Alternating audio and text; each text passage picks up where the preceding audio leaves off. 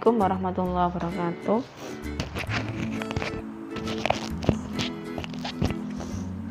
Pada perkuliahan manajemen hari ini, materi yang disampaikan adalah tentang organisasi. Tentunya banyak yang sudah tahu apa itu organisasi ya. Organisasi itu adalah kurang lebih adalah sekumpulan dari beberapa orang yang mana perkumpulan itu dengan tujuan tertentu dan untuk menggapai sebuah tujuan ya. Jadi kumpul-kumpulnya tidak hanya untuk bersendagurau ya. Kalau sendagurau namanya cangkruan ya, tapi kalau ini perkumpulan antara beberapa orang untuk mencapai satu tujuan tertentu ya. Secara singkatnya seperti itu. Minimal berapa dilakukan oleh 2 orang atau lebih, jadi boleh 2 orang ya atau lebih. Yang penting yang namanya organisasi itu ada tujuannya, tidak tanpa tujuan ya. Kalau tanpa tujuan untuk hura-hura pasti itu cangkruan sama teman-temannya namanya ya. Nah, ada beberapa ciri organisasi yaitu memiliki kerjasama yang terstruktur. Jadi ada struktur kerjasamanya seperti apa ya. Jadi tidak awur-awuran, jadi ada strukturnya yang mana setiap struktur nanti setiap orang akan melaksanakan tugasnya sesuai dengan tupoksi masing-masing. Kemudian memiliki pendelegasian wewenang dan koordinasi tugas-tugas antar anggota atau pimpinan organisasi. Jadi ada garis koordinasi dan garis wewenang dengan atasan maupun garis wewenang dengan sesama anggota ya, atau garis koordinasi dengan pimpinan organisasi. Kemudian adanya hierarki ya, ada yang sebagai atasan, ada yang sebagai bawahan, ada yang sebagai kepala ruangan, ada yang sebagai perawat biasa, ada yang sebagai kepala bidang. Nah, itu adalah hierarki, ada tingkatan-tingkatannya. Kemudian memiliki tujuan dan sasaran yang sama. Jadi punya tujuan yang sama, jangan sampai dalam satu organisasi ada beberapa tujuan, maka akan buyar nanti organisasinya. Jadi harus memperjuangkan bersama-sama satu tujuan. Kemudian memiliki keterikatan akan tata tertib yang berlaku ya. Jadi untuk menertibkan suatu organisasi perlu yang dinamakan tata tertib dalam organisasi tersebut. Memiliki durasi konsisten yang nyata ya. Selanjutnya ada fungsi organisasi. Fungsinya apa sih organisasi itu? Yang pertama untuk mencapai tujuan, wadah untuk mencapai tujuan. Kemudian wadah untuk membentuk perilaku dan budaya organisasi ya. Jadi karena di organisasi itu pasti ada semacam kegiatan ini ya, pembentukan karakter ya, karakter sesuai dengan organisasi tersebut, sehingga nanti akan muncullah satu perilaku dan budaya organisasi itu sendiri. Kemudian mencapai sasaran yang sulit dicapai oleh diri sendiri. Namanya organisasi tadi perkumpulan beberapa orang, sehingga satu pekerjaan akan dikerjakan bersama-sama, tidak dikerjakan secara individu ya. Kemudian tujuannya organisasi apa? Untuk mencapai tujuan bersama. Ingat ya, karena organisasi yang dicapai adalah tujuan bersama, bukan tujuan individu, bukan tujuan personal ya. Mendapat keuntungan dan penghasilan bersama-sama. Ini jika dalam naungan organisasi yang mengutamakan profit, maka akan bagi hasil. Tapi kalau organisasi sosial ya pasti tidak sebanyak yang didapatkan pada penghasilannya sebanyak organisasi profit. Mengatasi terbatasnya kemandirian dan kemampuan pribadi untuk mencapai tujuan bersama. Jadi tiap orang itu punya kemampuan masing-masing, karena di organisasi nanti saling menolong, saling melengkapi satu sama lain. Kemudian mendapat pengakuan dan penghargaan bagi anggotanya, mendapatkan pengalaman dan interaksi dengan anggota. Ini yang penting ya, pengalaman dan interaksi dengan yang lainnya. Karena apa? Pengalaman ini nanti akan membawa kita ke depannya, pasti nanti akan ada yang membutuhkan pengalaman tersebut. Kemudian memperoleh hasil akhir pada waktu yang ditentukan, karena biasanya di organisasi itu semua terhandle, semua terjadwal dengan baik, sehingga ketika kita membuat suatu jadwal kegiatan atau jadwal target, kebanyakan bisa tercapai jika anggotanya melakukan sesuai dengan job deskripsi masing-masing. Kemudian bentuk organisasi, ada organisasi garis, ada organisasi garis dan staf, ada fungsional, metrik, dan panitia. Nah, ini bentuk organisasi lini.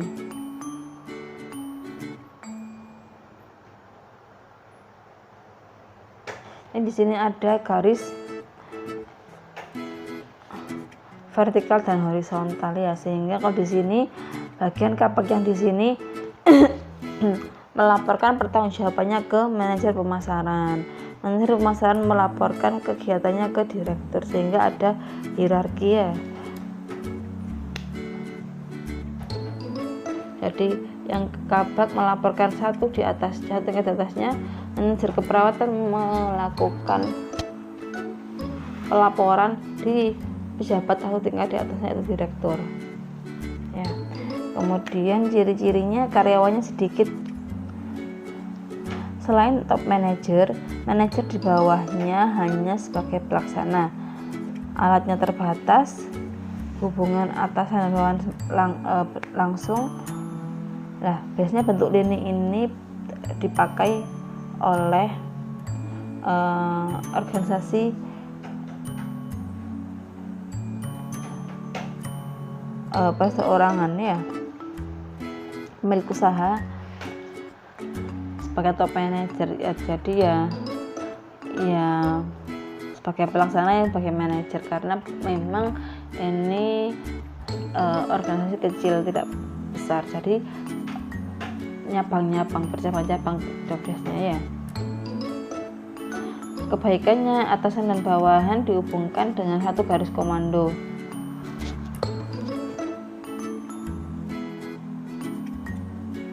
Kemudian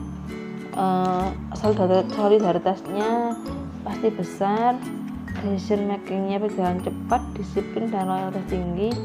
Kemudian saling pengertian sama anggota.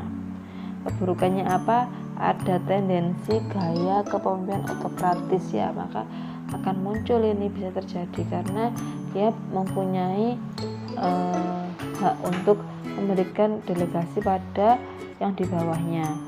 Kemudian pengembangan kreativitas karyawan terhambat. Kenapa? Berhubungan dengan autokrasi ya. Kalau pimpinannya autokrasi, maka bisa terjadi karyawannya terkengkang ya, karena tidak diberikan kebebasan untuk berkarya. Kemudian tujuan top manager sering tidak bisa dibedakan dengan tujuan organisasi. Karyawan tergantung pada satu orang dalam organisasi. Kemudian ini organisasi lini dan staf ya. Yang mana di sini ada pelimpahan wewenang,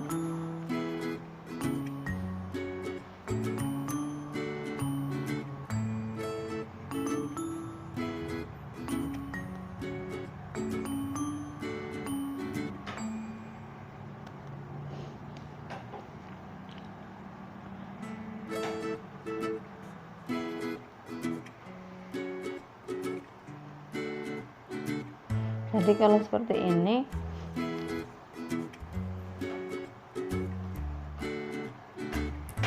dapat diketahui bahwa ada pelimpahan wewenang secara vertikal ya. Manajer nanti memberikan pelimpahan tugas pada kabag. Kabag ini memberikan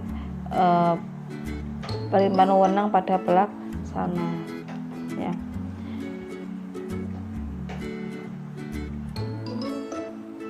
Nah, tapi pada macam yang ini, manajer mempunyai staf sendiri, ya, staf untuk khusus manajer. Begitu pula kabag-kabagnya pasti punya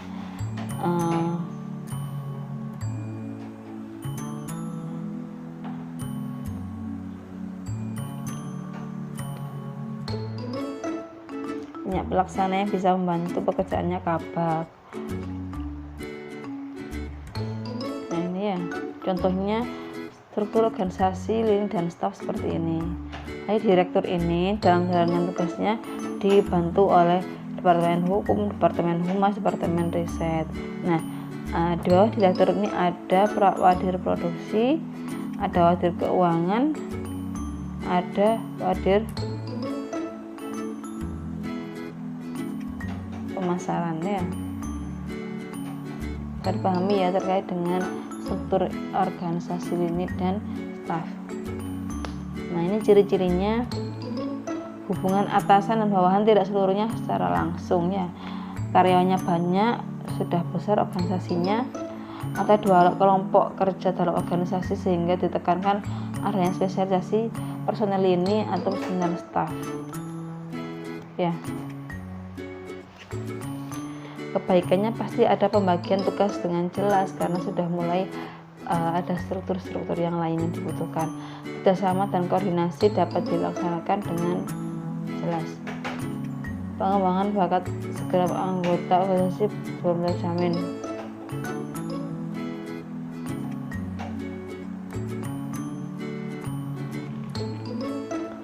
Kemudian staffing dilaksanakan sesuai dengan prinsip the right man on the right place, ya. Ini sulit tapi memang harus dilakukan untuk kemajuan organisasi. Bentuknya ini mudah diterapkan. Nah, keburukannya apa? Tupoksinya sering nomor 2-kan. Decision making berliku-liku.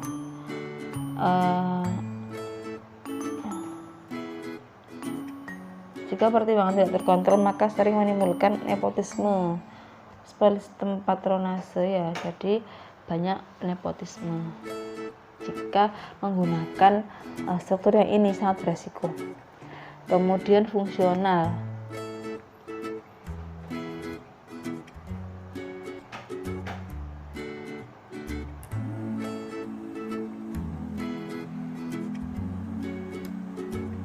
Di mana satu organisasi wewenang dari pimpinan tertinggi dilimpahkan kepada kepala bagian yang mempunyai jabatan fungsional untuk dijelaskan kepada para pelaksana yang punya keahlian khusus, ya.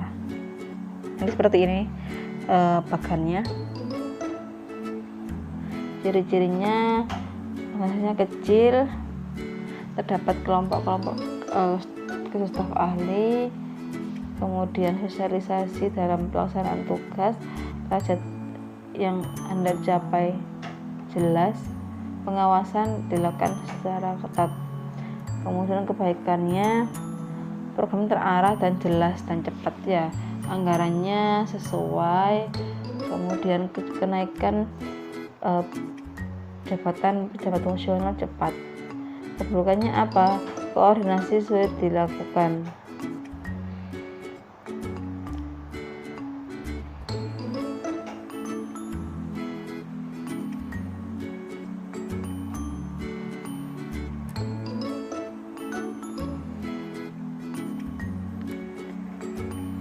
Selanjutnya organisasi matriks.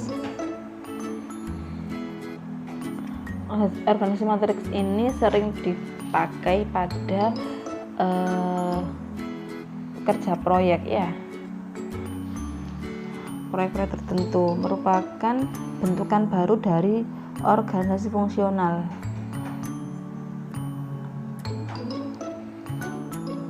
Yang mana bentuk ini adalah salah satu anggota dari bentuk organisasi matriks diangkat menjadi seorang manajer yang bertugas sebagai pemimpin tim proyek. Jadi ini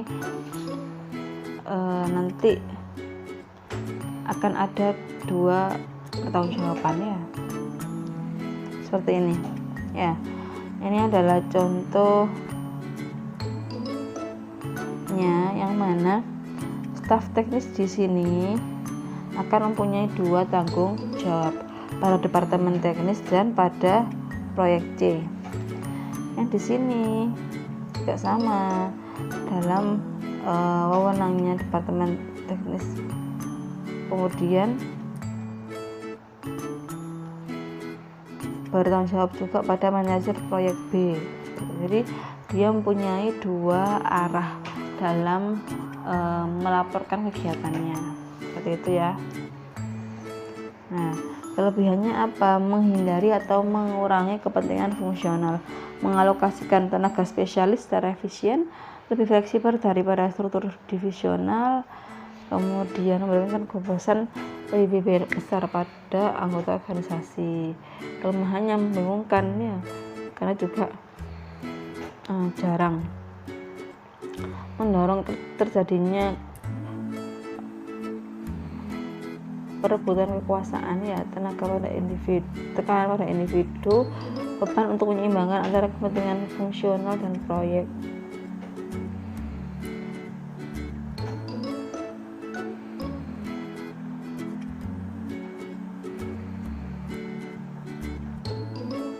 Kemudian ada organisasi panitia. Ini hampir sama dengan yang dilakukan oleh mahasiswa ketika di dalam organisasi BEM atau yang lainnya ya. Organisasi ini terbentuk sebagai panitia kegiatan.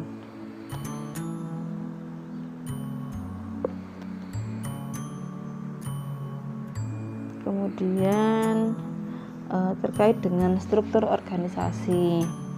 Apa itu? Yaitu menggambarkan tipe organisasi, kedudukan dan jenis wewenang pejabat, bidang dan hubungan pekerjaan, garis perintah tanggung jawab, rentang kendali dan sistem pemilihan organisasi.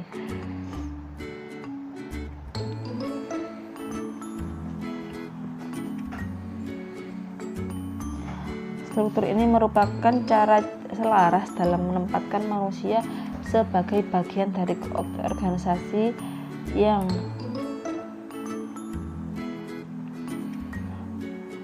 memiliki hubungan yang relatif tetap ya. Selanjutnya, komponen dasar struktur organisasi. Ada pembagian tugas ya atau tanggung jawab dan pada individu. Jadi pada struktur organisasi ini melekat suatu pekerjaan atau tanggung jawab pada suatu individu yang masuk namanya dalam struktur organisasi. Ada pelaporan resmi sesuai dengan hierarkinya masing-masing. Kemudian mengelompokkan individu menjadi bagian organisasi, sistem hubungan komunikasi, koordinasi, integrasi, vertikal, horizontal,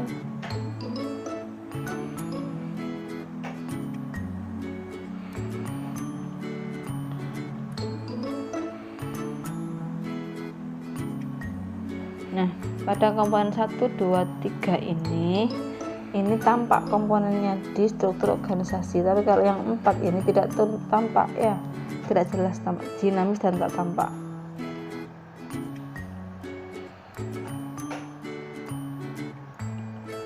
Nggak usah ya, lanjut. Nah, di sini ada perbedaan antara garis vertikal dan garis horizontal. Garis vertikal itu menunjukkan adanya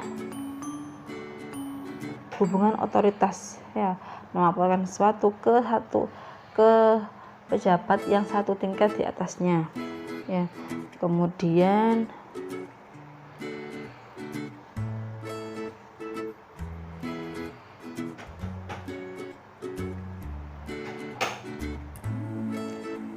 jadi ingat-ingat ketika garisnya vertikal maka itu adalah garis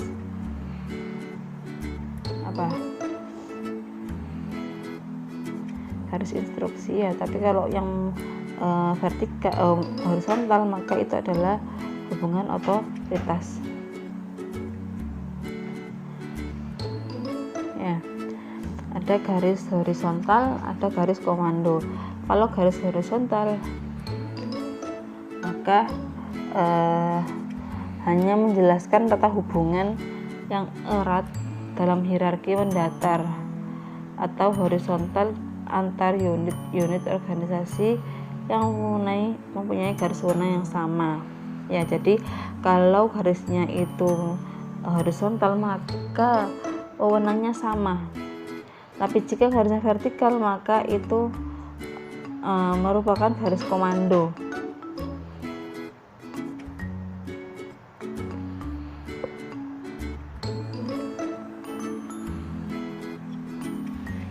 Nah, ini ya. Garis komando dan garis koordinasi.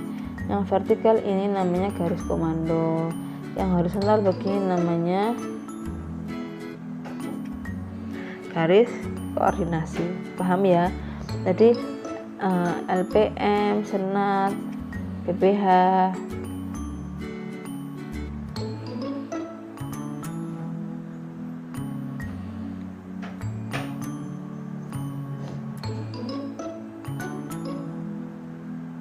nah, di sini ada bedanya. Apakah ada beda yang namanya garis-garis putus dan garis yang utuh? Ya, garis yang utuh yang tanpa putus atau utuh menunjukkan garis koordinasi antar pimpinan dan bawahan.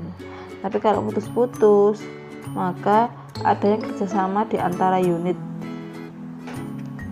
melalui persetujuan pimpinan di atasnya.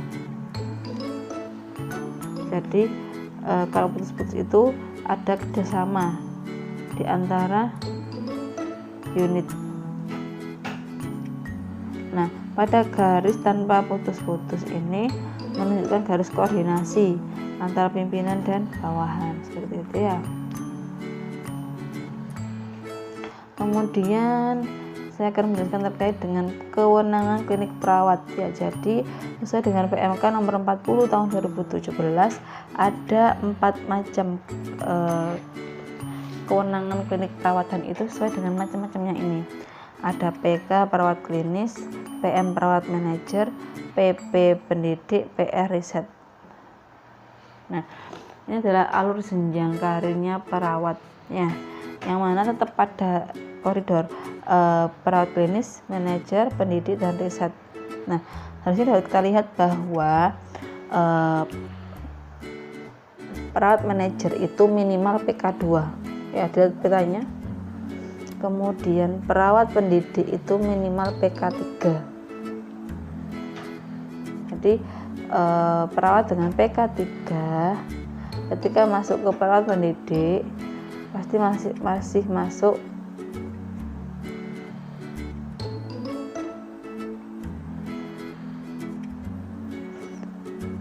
Jadi jika belum PK3 maka belum bisa menjadi perawat pendidik. Nah, pada perawat riset atau penelitian ini yang bisa menjadi perawat riset adalah PK4 ya. Pada PK4 baru boleh menjadi perawat riset. Pada perawat pendidik harus PK3 ya.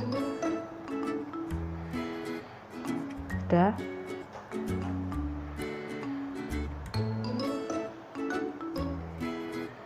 Nah, ini adalah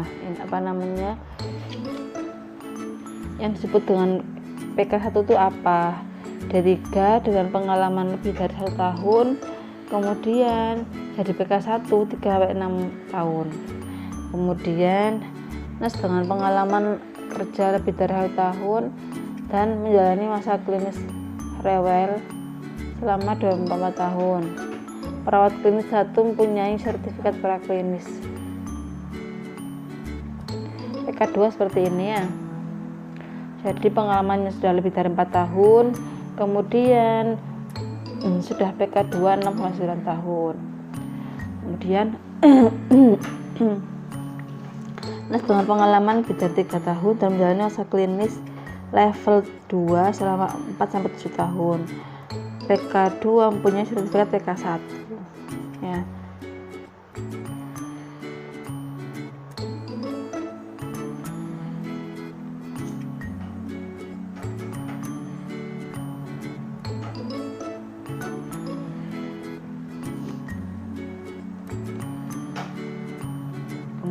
Kemudian pada PK3 ini pada perawat D3 yang pengalaman kerja lebih dari 10 tahun dan menjalani PK3 selama 9-12 tahun.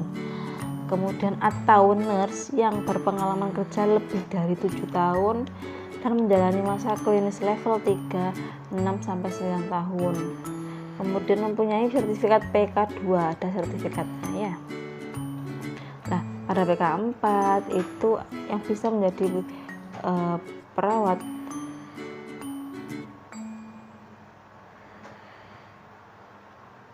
jika pengen jadi PK4 maka nurse-nya itu sudah lulus perawat lebih dari 13 tahun dan menjalani masa klinis level 4 9-12 tahun. Jadi harus punya banyak pengalaman ya. Kemudian nurse spesialis dengan pengalaman kerja lebih dari 2 tahun dan menjalani masa klinis level 4, 6-9 tahun. Kemudian mempunyai sertifikat PK3 ya. Ini terkait dengan PK tadi tuh. PK5 itu hanya nurse spesialis yang pengalamannya lebih dari 4 tahun dan memiliki STR ya. Memiliki sertifikat PK4 atau nurse spesialis 2 dengan pengalaman kerja 0 tahun. Nah, itu juga yang sudah saya sampaikan. Lebihnya mohon maaf, semoga bermanfaat. Assalamualaikum warahmatullahi wabarakatuh.